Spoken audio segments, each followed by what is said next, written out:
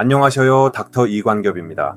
오늘은 암세포를 안과 밖에서 동시에 공격하는 표적 유전자 치료와 면역세포 치료의 융합 전략에 대해 알아보고자 합니다. 암 치료의 새로운 시대가 열렸습니다. 암 치료라고 하면 흔히 수술, 항암화학요법, 항암제 또는 방사선 치료를 떠올리기 마련입니다. 하지만 의학의 발전과 함께 암을 물리치는 새로운 전략 두 가지가 주목받고 있습니다. 첫째는 암세포 내부의 유전적 이상에 직접 작용하는 표적 유전자 항암치료법이고, 둘째는 암세포 외부의 독특한 표면 항원을 이용해 면역세포로 공격하는 면역세포 치료법입니다. 쉽게 말해 하나는 암세포 속을 직접 겨냥하는 방법이고, 다른 하나는 우리 몸의 면역 바깥 공격군을 활용하는 방법입니다. 이 글에서는 먼저 유전자의 메틸화 이상, 특히 저메틸화 현상이 암에 어떤 영향을 주는지 살펴보고, 이를 표적으로 한 유전자 치료법의 원리와 최신 사례들을 알아보겠습니다. 이어서 수지상세포 백신과 같은 면역세포 기반 치료법이 어떻게 암세포를 공격하는지, 현재 임상 적용은 어디까지 와 있는지 살펴볼 것입니다. 그리고 이 두 방법의 장단점을 비교하고 궁극적으로 내부 유전자와 외부 세포 표면 항원을 동시에 공략하는 맞춤형 암 치료 전략의 가능성과 현재 진행 중인 연구들을 소개해 보겠습니다. 전문적인 내용이지만 최대한 알기 쉽게 풀어서 친근하고 대화하듯 설명해 드리겠습니다.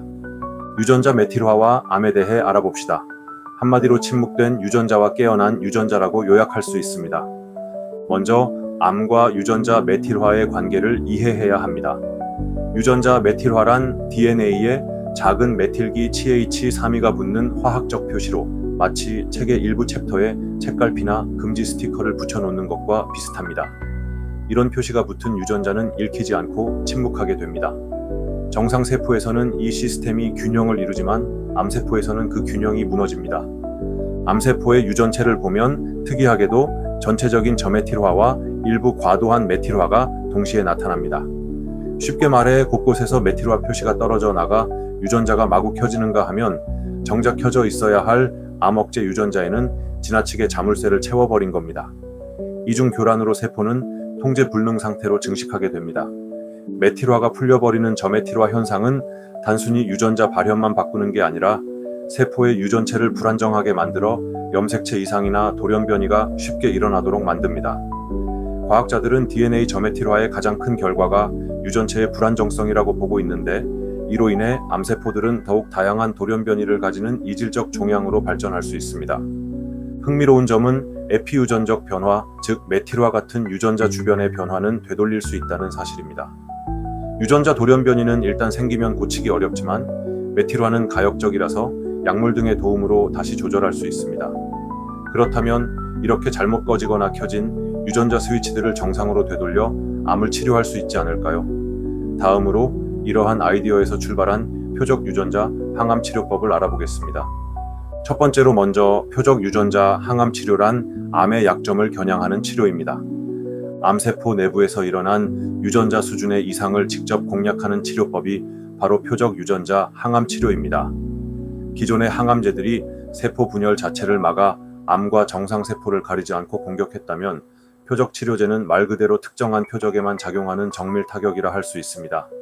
예를 들어 어떤 암세포에서 과다 활성화된 단백질이나 돌연변이 유전자가 암 성장을 이끈다면 그 특정 분자만을 겨냥하는 약물을 쓰는 식입니다.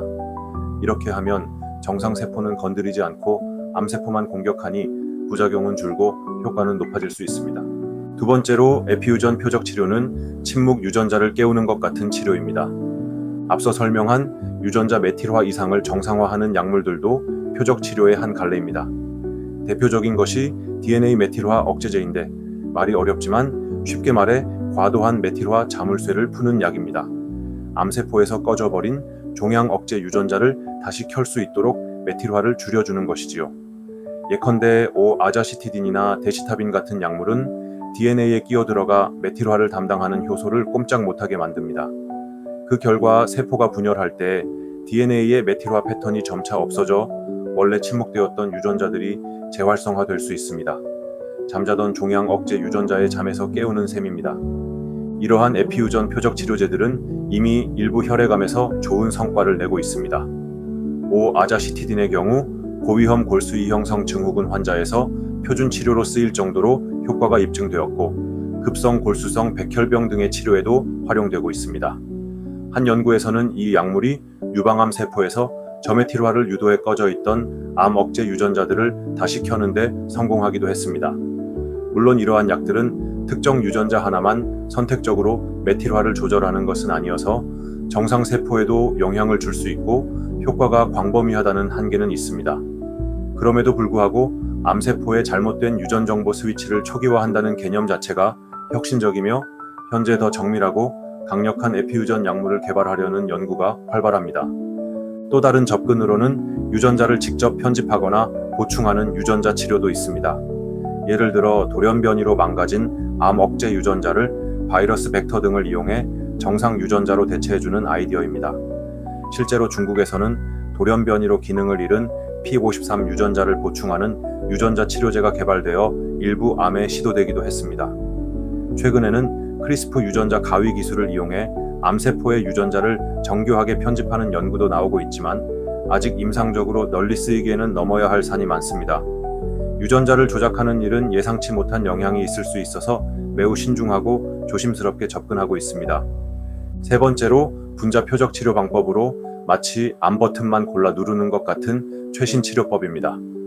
에피유전이나 유전자 보충이 아니라도 암세포의 특정 분자 경로를 겨냥하는 소분자 표적 치료제들은 이미 여러 암에서 게임 체인저가 되었습니다.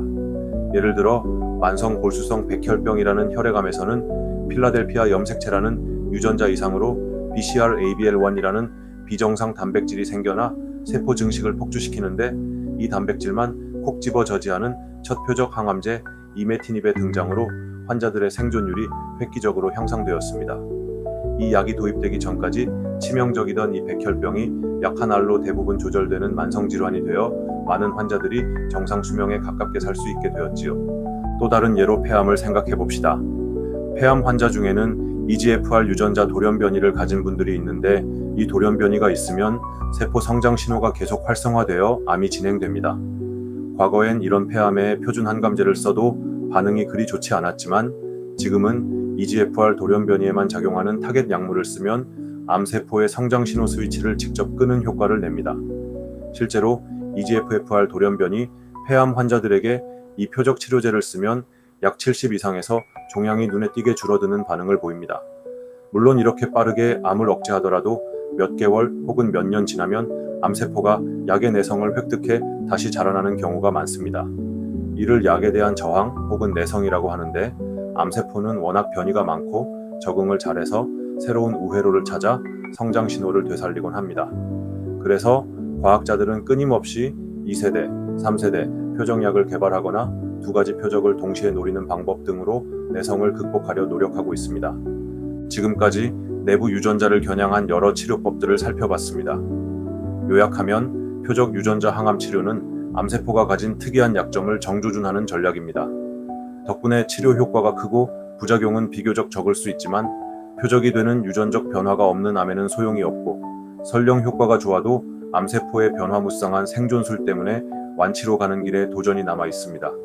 이러한 한계를 어떻게 극복할지, 그리고 이와 다른 길인 면역세포 치료는 또 어떤 모습일지 계속해서 알아보겠습니다. 네 번째로, 면역세포 치료는 내 몸의 군대를 이용한 암 공격이라고 할 수 있어요. 우리 몸에는 암세포를 포함한 이물질을 찾아내 제거하는 면역체계가 있습니다. 일반적으로 암세포도 발생 초기에는 면역세포, 특히 T세포 등의 림프구에 의해 제거되곤 합니다. 하지만 교묘한 암세포는 자신의 정체를 숨기거나 면역세포의 공격을 피하는 위장술을 발달시켜 살아남습니다. 그렇다면 면역체계가 암을 제대로 알아보고 공격하도록 도와준다면 어떨까요? 이것이 바로 면역세포를 이용한 치료법의 기본 개념입니다. 다섯 번째로, 수지상세포 백신을 이용한 요법으로 이는 암의 얼굴을 알려주는 백신과 같습니다. 면역세포 치료 중 가장 오래 연구되어 온 것 중 하나는 암 백신입니다. 백신이라고 하니 예방주사처럼 들리지만 여기서는 치료 백신, 그 중에서도 수지상세포 백신을 말합니다. 수지상세포는 면역세포들의 지휘관격인 세포로 우리 몸속을 돌아다니며 항원을 잡아먹은 뒤 조각을 T세포에게 제시해 이런 적이 있으니 공격하라 지시를 내립니다. 이를 항원 제시라고 합니다. 암 환자의 몸에서 이 수지상세포를 추출해 암세포의 특이한 권을 가르쳐준 다음 다시 몸에 넣어주면 마치 경찰에게 수배범 사진을 쥐어주는 것처럼 면역 체계가 암을 인지하도록 할 수 있습니다. 구체적으로는 환자의 혈액에서 면역 정후세포를 뽑아 시험관에서 암 항원 단백질 조각 등을 먹여 성숙한 수지상세포로 만든 뒤 이를 환자에게 주사합니다. 그러면 훈련된 수지상세포가 몸 안에서 T세포를 활성화시키고 결국 암세포를 스페시피컬리 인식하는 킬러 T세포 부대를 만들어내는 것입니다. 이론적으로 아주 그럴듯합니다.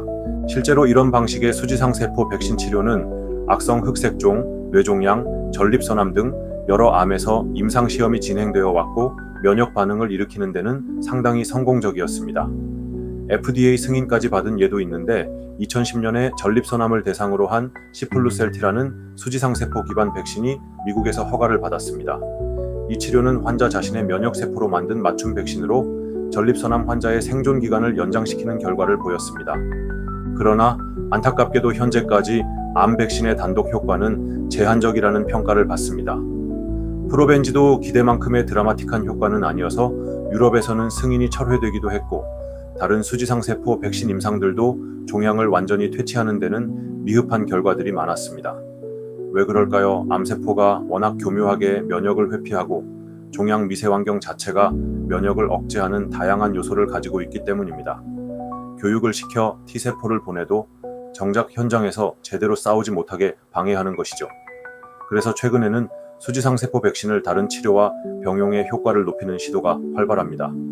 예를 들어 면역 억제 작용을 줄이는 약물과 함께 쓴다든지 면역 관문 억제제와 병용해 암세포의 면역 회피를 풀어주면서 백신을 투여하는 임상 등이 진행되고 있습니다. 이런 병용요법에서는 T세포의 종양 침투도 늘고 면역 반응이 강화되면서 암 억제 효과가 향상되었다는 보고들이 속속 나오고 있습니다. 여섯 번째로 최근 핫한 CAR-T 세포요법으로 내 몸의 T세포를 특수개조하여 암을 파괴합니다. 면역세포 치료의 또 다른 혁신은 요즘 많이 들어보셨을 시의 T세포 치료입니다. 이는 환자 본인의 T림프구를 유전적으로 개조하여 암세포 인식 능력을 탑재시키는 치료입니다. 일반적인 T세포는 암세포를 잘 못 알아보거나 공격 신호가 약한 경우가 많은데 CAR-T 세포는 암세포 표면의 특정 항원을 인지하는 맞춤형 안테나를 T세포 표면에 인공적으로 달아줍니다. CAR-T 치료의 과정은 이렇습니다. 환자의 혈액을 뽑아 그 속에 T세포를 모읍니다. 그 다음 바이러스 벡터 등을 이용해 해당 T세포의 유전자를 조작하는데 여기에 암세포 항원에 달라붙는 수용체 유전자를 넣어주는 겁니다. 이렇게 하면 시험관에서 T세포 표면에 원하는 안테나가 발현됩니다. 조작된 T세포를 시험관에서 왕창 증식시킨 뒤 환자 몸속에 다시 넣어주면 이제 이 CAR-T 세포들이 온 몸을 돌아다니며 그 특정 항원을 가진 암세포를 정밀 타격하게 됩니다. 일단 표적을 만나면 강력한 면역 반응과 세포 살해 작용이 일어나 암세포를 공격하지요. 2017년을 전후로 해서 CAR-T 세포 치료제들이 처음 승인되었는데 주로 B세포 종양 백혈병, 림프종 등의 표적인 CD119 항원을 겨냥한 CAR-T들이었습니다. 이 치료는 놀라운 효과를 보여서 기존 치료에 반응하지 않던 말기 백혈병 환자들이 완전 관해에 이르는 사례들이 보고되었고 일부 환자들은 10년 이상 암 없이 생존하는 경이적인 결과도 나타났습니다.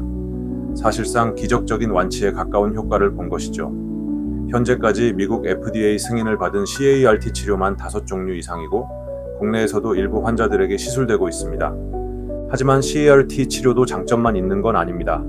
심각한 부작용의 위험이 있는데 암세포를 대량으로 죽이면서 생기는 사이토카인 폭풍이나 표적 항원이 암 말고 정상세포에도 존재할 경우 생기는 탈목표 효과 등이 그것입니다. 또한 CAR-T 치료는 환자 맞춤 생산을 해야 하기에 비용이 매우 높고 현재는 주로 혈액암에서 성공적이며 고형암에서는 효과가 제한적이라는 숙제가 있습니다. 고형암은 종양 미세 환경이 더 복잡하고 표적 항원도 혈액암처럼 뚜렷하지 않은 경우가 많아 CAR-T 세포가 침투하고 작동하기 어려운 면이 있습니다. 그럼에도 불구하고 CAR-T는 살아있는 항암제로 불리며 암 치료 패러다임을 바꾸고 있습니다.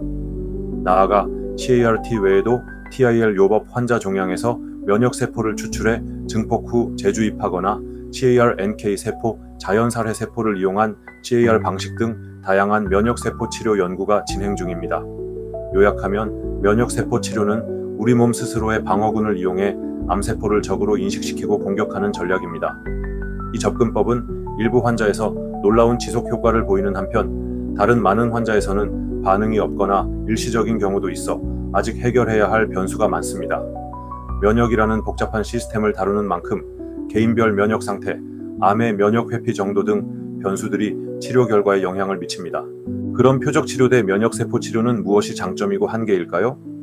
현대 암 치료의 두 축인 표적 치료와 면역세포 치료를 한눈에 비교하면 다음과 같습니다. 표적 유전자 치료의 강점은 암세포의 특정 분자나 경로만 골라 공격하므로 정밀 타격이 가능합니다.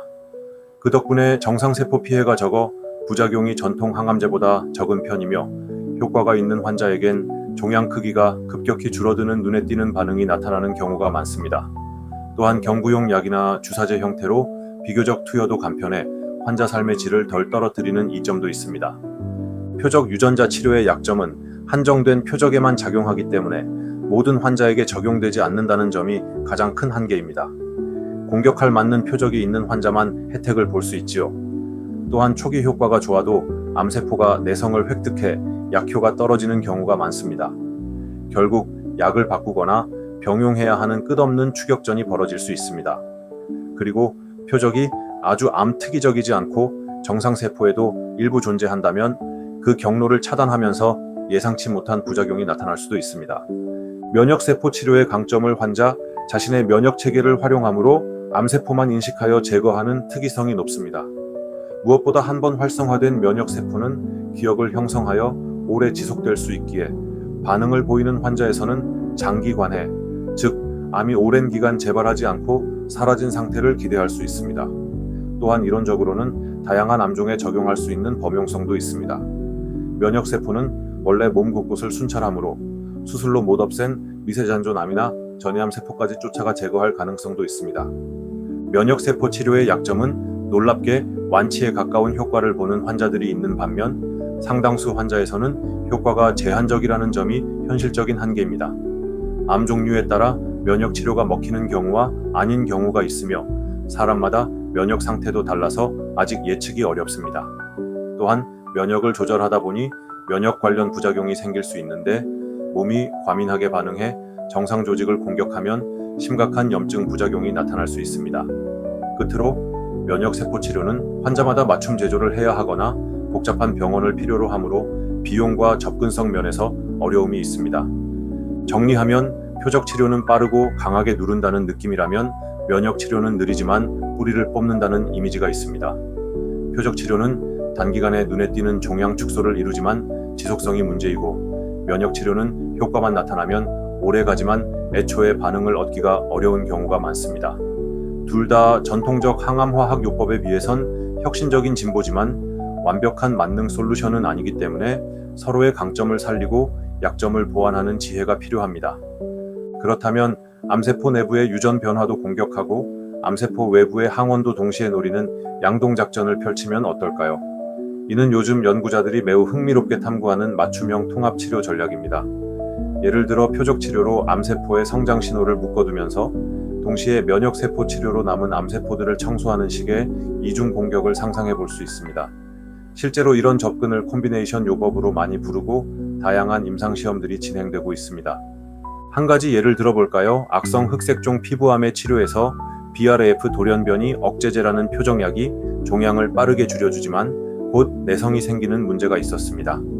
그런데 이 표적 치료로 종양을 일시적으로 눌러준 사이에 면역 관문 억제제를 함께 쓰면 암세포가 다시 늘어나기 전에 면역세포가 남은 암을 제거하여 보다 장기적인 억제 효과를 볼 수 있다는 기대가 나오게 된 것입니다. 연구 결과 실제로 표적치료 면역치료를 병용하면 서로의 단점을 보완하는 시너지가 생긴다는 보고가 늘고 있습니다. 표적약물은 빠른 종양 축소를 제공하고 면역요법은 지속적인 감시를 제공해 결과적으로 더 많은 환자에게 오래가는 효과를 줄 수 있습니다. 또 다른 실제 사례로 간암 치료에 최근 도입된 병용요법을 들 수 있습니다. 간암에서는 과거에 마땅한 면역치료나 표적치료 성과가 없었는데 면역항감제와 혈관생성 억제 표적항체를 함께 투여하니 혼자 쓸 때보다 종양 진행을 훨씬 늦추고 생존율을 향상시키는 결과가 나왔습니다. 이로써 면역표적 복합요법이 그 암의 새 1차 치료로 인정받기도 했지요. 이러한 성공은 콤비네이션 전략의 가능성을 보여주는 대표적 사례입니다. 면역세포 치료와 표적 유전자 치료의 직접적인 융합도 연구되고 있습니다. 예를 들어 에피유전 치료제로 암세포에 숨겨져 있던 항원을 많이 발현시킨 다음 수지상세포 백신을 투여해 면역 반응을 극대화하는 아이디어가 있습니다. 메틸화 억제제를 쓰면 암세포들이 평소 잘 안 만들던 암특이 항원을 발현하게 되고, 그러면 백신이나 CAR-T 세포가 인식할 표적이 더 뚜렷해져서 공격 효율이 높아질 수 있다는 것입니다. 실제로 전임상 연구에서 저메틸화제를 쓴 암세포가 면역세포에 더 잘 죽임을 당하는 현상이 관찰되었고, 임상시험에서도 DNA 메틸화 억제제와 면역 관문 억제제 병용 시 반응률이 올라가는 결과들이 보고되고 있습니다. 또한 표적 치료제가 암세포를 죽이면 그 파편들이 체내에서 백신 효과를 내어 면역세포가 추가로 활성화되는 경우도 있습니다. 이때 면역세포 치료를 병행하면 훨씬 강한 2차 면역 반응을 일으킬 수 있겠지요. 반대로 면역세포 치료로 암세포를 공격해서 세포 스트레스를 주면 일시적으로 암세포 분열이 느려지거나 특정 경로가 취약해질 수 있는데, 이 틈을 표적 약물로 찔러 더 효과적으로 제거하는 시너지 전략도 생각해 볼 수 있습니다. 중요한 것은 이러한 다각적 공략법이 환자의 개인별 맞춤 치료로 이어질 수 있다는 점입니다. 어떤 환자는 특정 유전자 변이가 뚜렷하니 그 부분엔 표적 치료를 쓰고, 또 암의 면역 회피 기전이 확인되니 동시에 면역 세포 치료를 더하는 식으로 각 환자의 암 특성에 맞춘 칵테일 요법을 설계하는 시대가 오고 있습니다. 이를 위해 종양을 진단할 때 유전체 분석과 면역 표지자 분석을 함께 실시해 이 환자에게는 어떤 표적과 어떤 면역 공략법이 가장 적절한가를 판단하는 정밀의료가 발전하고 있습니다. 물론 두 치료를 함께 쓴다고 항상 좋은 건 아닙니다. 경우에 따라 부작용이 가중되거나 한쪽 치료가 다른 쪽의 효과를 간섭할 수 있는 복잡한 면도 있어 신중한 연구가 필요합니다. 예를 들어 어떤 표적 치료제는 종양혈관을 변화시켜 면역세포의 침투를 돕지만, 또 어떤 약은 면역세포까지 억제해버리는 예도 있습니다. 따라서 최적의 조합과 타이밍을 찾는 것이 앞으로의 과제입니다. 여러 임상시험들이 어떤 조합이 가장 시너지가 좋은지 열심히 테스트하고 있으며, 초기에는 실패한 경우도 있었지만 반대로 흑색종, 간암처럼 이미 성과를 낸 조합도 있습니다. 궁극적으로 암을 정복하는 최선의 전략은 한 가지 무기에만 의존하지 않고 암세포와 그 주변 환경을 다각도로 공략하는 것일 수 있습니다. 마치 성을 함락하려면 공성포로 성문을 부수는 동시에 성 안에서는 내응 세력이 교란시키는 식으로 안과 밖에서 동시에 공격하는 전략이야말로 암과의 싸움에서 승기를 잡는 열쇠일지 모릅니다. 개인 맞춤형 암 치료의 미래에 관한 결론을 말씀드립니다. 오늘은 표적 유전자 치료와 면역세포 치료라는 두 축을 중심으로 현대 암 치료의 최신 동향을 살펴보고 이들을 융합한 맞춤형 치료 전략까지 이야기해보았습니다. 요약하자면 표적 치료는 암세포의 분명한 약점을 직접 가격하여 빠른 효과를 내고, 면역세포 치료는 우리 몸의 면역군대를 훈련시켜 오래도록 암을 감시하게 합니다. 두 방법 모두 기존의 치료법으로는 어려웠던 성과를 보여주었지만 각자의 약점도 있습니다. 그래서 이제는 두 가지를 현명하게 결합하여 암세포를 안팎으로 몰아붙이는 방향으로 나아가고 있습니다. 이러한 맞춤형 다각도 치료의 시대에는 환자 한 명 한 명의 종양 특성에 맞춘 개인화 의료가 중요합니다. 미래에는 환자의 암 유전자 지도와 면역 지도를 정밀 분석해서 마치 개인별 칵테일을 조제하듯 가장 효과적인 치료 조합을 디자인하게 될 것입니다. 상상해보면 암세포는 내부 엔진은 고장나고, 즉 이는 표적 치료와 같으며, 바깥으로는 면역 군대가 둘러싸 포위하는 면역 치료, 더 이상 도망칠 구석이 없게 만드는 그림을 그릴 수 있습니다. 암세포 입장에서는 사면 초가가 되는 셈이겠지요. 물론 현실에서 완벽한 맞춤형 치료를 이루려면 넘어야 할 과제가 많습니다. 하지만 의학적 정확성과 과학적 상상력을 갖고 한 걸음 한 걸음 나아간다면 여기서 소개한 유전자와 면역을 아우르는 암 치료 전략이 더 이상 꿈이 아닌 현실이 될 가능성은 충분합니다. 암 정복을 향한 여정에 이런 혁신적인 접근들이 큰 힘이 되고 있다는 사실은 환자와 가족, 그리고 우리 모두에게 희망을 줍니다. 앞으로도 계속 발전할 암 치료의 새로운 시대를 기대하며 이상으로 마치겠습니다. 저의 영상을 시청해 주셔서 감사드리며 계속 구독과 좋아요를 눌러주시면 영상 제작에 큰 힘이 됩니다. 감사드립니다.